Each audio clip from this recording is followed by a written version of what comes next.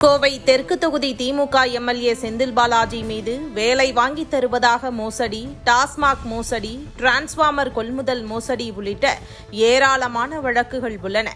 தாவேக அரசை கவிழ்க்க முயற்சித்த வழக்கிலும் அவரிடம் விசாரணை நடத்தப்படுகிறது.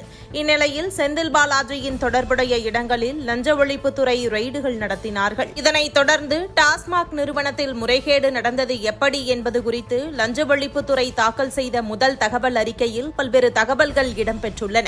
மதுபான ஆலைகளில் மதுபானங்கள் கொள்முதல் செய்வது, பார்கள் நடத்துவது, வாகன போக்குவரத்து, பழைய பாட்டில்களை வாங்குவது, டாஸ்மாக் நிறுவன அதிகாரிகளை பணி நியமனம் செய்வது போன்றவற்றில் முறைகேடு நடந்திருப்பதாக குற்றச்சாட்டுகள் உள்ளன. இந்த வழக்கில் முதல் குற்றவாளியாக முன்னாள் மின்சாரம், மதுவிலக்கு மற்றும் கலால் துறை அமைச்சர் வி. செந்தில் பாலாஜியின் பெயர் இடம்பெற்றுள்ளது. இரண்டாவது குற்றவாளியாக டாஸ்மாக் முன்னாள் நிர்வாக இயக்குநரான IAS அதிகாரி எஸ். விசாகன் சேர்க்கப்பட்டிருக்கிறார். அந்த அதிர்ச்சி முடிவதற்குள் கோவை தெற்கு தொகுதியில் நடைபெற்ற தேர்தல் மோசடி குறித்து அவர் மீது பகீர் புகார் வைக்கப்பட்டுள்ளது. நடந்து முடிந்த சட்டமன்ற பொதுத் தேர்தலில் ஓட்டுக்கு பணம் கொடுக்கின்ற ஜனநாயக விரோத செயல் வெளிப்படையாக தங்குத்தடையின்றி நடைபெற்றது. தேர்தல் ஆணையமும் காவல்துறையும் இதை வேடிக்கை மட்டுமே பார்த்தது. இதை தடுப்பதற்கான எந்த முயற்சியிலும் ஈடுபடவில்லை என்ற புகார் எழுந்துள்ளது. கோவை தெற்கு தொகுதி சட்டமன்ற தேர்தல் குறித்த கோப்புகள் கோவை மாநகராட்சி அலுவலகத்தில் உள்ள தேர்தல் பிரிவில் ஆய்வு செய்யப்பட்டுள்ளது. கோவை தெற்கு சட்டமன்ற தொகுதியில் ஒவ்வொரு ஓட்டுக்கும் 5000 ரூபாய் கொடுக்கப்பட்டது. பெரும்பாலும் அனைத்து வாக்காளர்களுக்கும் பணம் கொடுக்கப்பட்டது.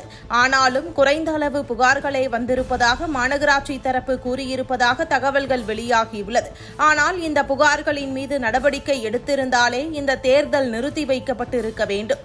இது மட்டும் இல்லாமல் 8000 ரூபாய் கூப்பன் கொடுத்ததாக புகார்கள் பதிவு செய்யப்பட்டுள்ளது. அது குறித்தும் எந்த நடவடிக்கையும் எடுக்கப்படவில்லையாம். தேர்தலில் எந்த முறைகேடு வேண்டுமானாலும் செய்து வெற்றி பெற்றுவிட்டால் நம்மை எதுவும் செய்ய இயலாது என்ற வேட்பாளரின் ஆணவத்தை உடைக்கவும், நேர்மையான ஜனநாயகமான தேர்தல் இனிமேல் நடக்க வேண்டும் என்றால் இந்த முறைகேடுகளை தேர்தல் ஆணையம் மீண்டும் விசாரணைக்கு உட்படுத்த வேண்டும். ஒரு விசாரணை ஆணையம் அமைத்து விசாரணை செய்து செந்தில் பாலாஜி உள்ளிட்ட குற்றம் செய்த வேட்பாளர்களை தகுதி நீக்கம் செய்ய வேண்டும் என வழக்கு பதிவு செய்ய இருக்கிறார்களா?